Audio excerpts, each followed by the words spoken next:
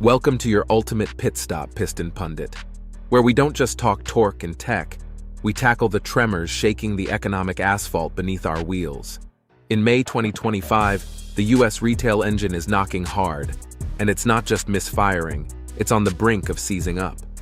Major brands like Walmart, Ross, Target, and Apple are caught in the crosshairs of President Trump's renewed tariff crusade. It's more than corporate discomfort. It's a full-blown crisis for the consumer economy. Sticker shock is surging, shelves are shifting, and the supply chain's chassis is creaking under geopolitical pressure. Here's how some of America's biggest commercial engines are sputtering, and what that means for the road ahead.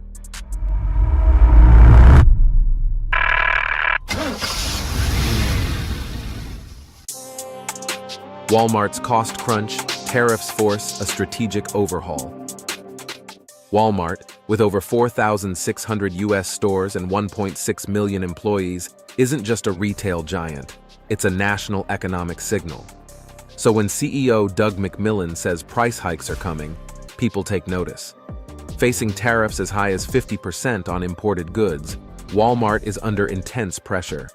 Over 40% of its inventory comes from regions like China, Mexico, and the EU. Essentials such as groceries and school supplies are becoming more expensive to stock. McMillon admitted the company can no longer absorb all the added costs. In response, President Trump publicly criticized Walmart, urging it to eat the cost. But razor-thin margins leave little wiggle room. Internally, Walmart is revamping its operations. It's shifting away from aluminum-heavy packaging and re-evaluating suppliers in tariff-hit zones. Insiders describe it as a major strategic pivot, one aimed at survival, not just savings. Walmart's ability to maintain its everyday low prices mantra could set the tone for the broader retail sector. If it stumbles, smaller chains will likely feel the shockwaves first. In this high-stakes game, pricing power might just decide who stays in the race. But if Walmart's tightening its belts, wait until you see what Ross is dealing with. Ross under pressure, discount giant feels the squeeze. Ross Stores, a leader in off-price retail with over 2,200 US locations, is facing stiff headwinds from rising inflation and steep tariffs. Known for low-cost designer deals and tight inventory control, Ross now finds its core business model under strain. CEO Jim Conroy revealed that more than half of Ross's merchandise is sourced from China, leaving it exposed to Trump's 25% import duties. As a result, Q1 2025 earnings showed flat sales and a 2% drop in net income. Foot traffic also slipped 2.7%, signaling early signs of shopper hesitation. To offset costs, Ross plans limited price increases starting mid-year, mainly on non-essentials like accessories and seasonal items.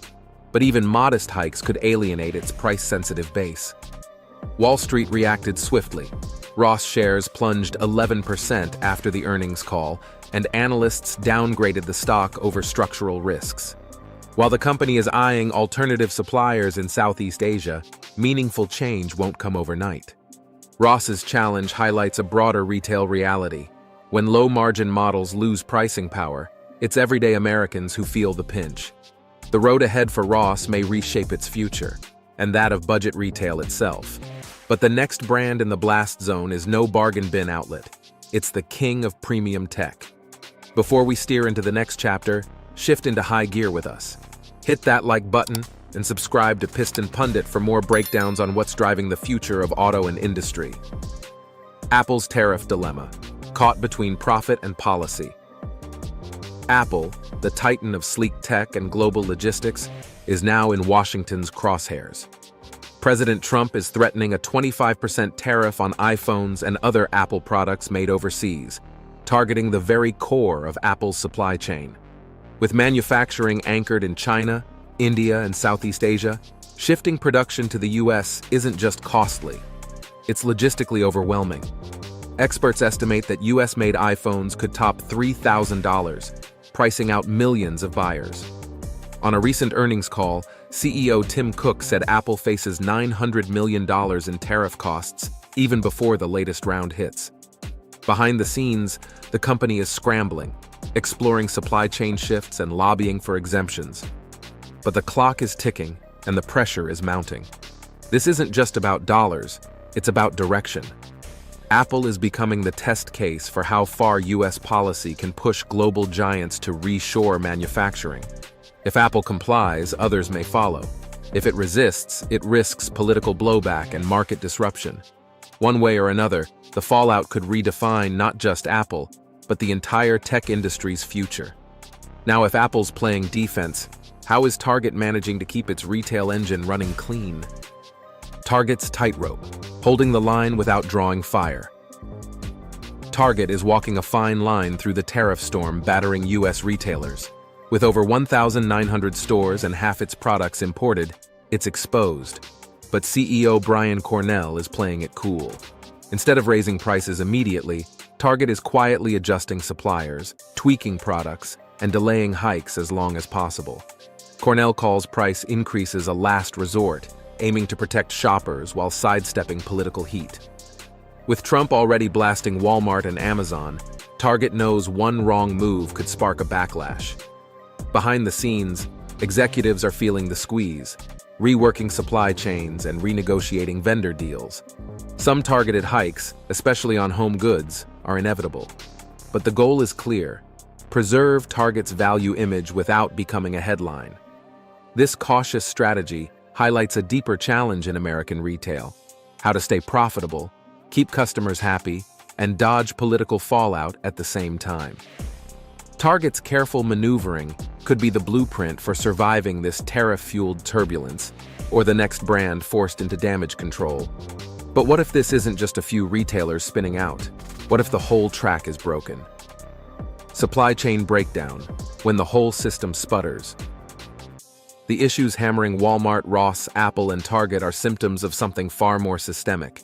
This isn't just a few corporate detours, it's an overhaul of the entire consumer engine. Ports like Long Beach and Savannah are clogged. Customs processing times have ballooned. Trucking firms are rerouting cargo, and warehouse shelves are waiting longer to be filled. Logistics networks, once the invisible fuel lines of American retail, are now choking under policy-induced pressure. Manufacturers are scrambling too. Some Chinese suppliers are cutting output by up to 70%. Others are shutting their doors entirely. Even Vietnam, once the go-to alternative, is running at full tilt with no room for more business. As one logistics coordinator bluntly put it, we're running out of workarounds. And American shoppers? They're shifting gears. According to Numerator, 83% of consumers are hunting for discounts, delaying purchases, or avoiding imported goods altogether. That's not just smart shopping, it's a market signal. Retailers are feeling the squeeze from both ends. Add in political backlash, from governors warning of a $180 billion consumer spending collapse, and you've got a high-stakes standoff. The administration shows no signs of backing down, forcing companies to evolve or be left behind in the dust. So where does this all lead? Let's bring it home. Verdict: retail on the edge of a breakdown. Whether it's Walmart overhauling its logistics, Ross guarding razor-thin margins, Target maneuvering through political minefields, or Apple confronting a manufacturing reckoning, one truth remains: the American retail engine is overheating. This isn't just a headline, it's hitting households. Groceries, gadgets, school supplies, everything is getting pricier. Families are stretching budgets. Small businesses are holding on by a thread. And while retailers are adapting, Washington is doubling down. So what happens next? Is this just short-term turbulence, or a permanent recalibration of how products reach our shelves and screens? Let us know what you think in the comments below. Will prices ever stabilize? Or have we hit a new normal? Should big brands cave to political pressure, or take a stand? And is reshoring really the solution, or just a high-cost detour? We want to hear your take, so rev those thoughts in the comments. And don't forget to subscribe to Piston Pundit, your ultimate pit stop for everything auto, industry, and beyond. Hit that bell to stay updated on the next round of vehicle news, economic twists, and gear-grinding analysis. Thanks for watching, and see you next time. You can now check out any of the videos on the screen. There's plenty more to explore.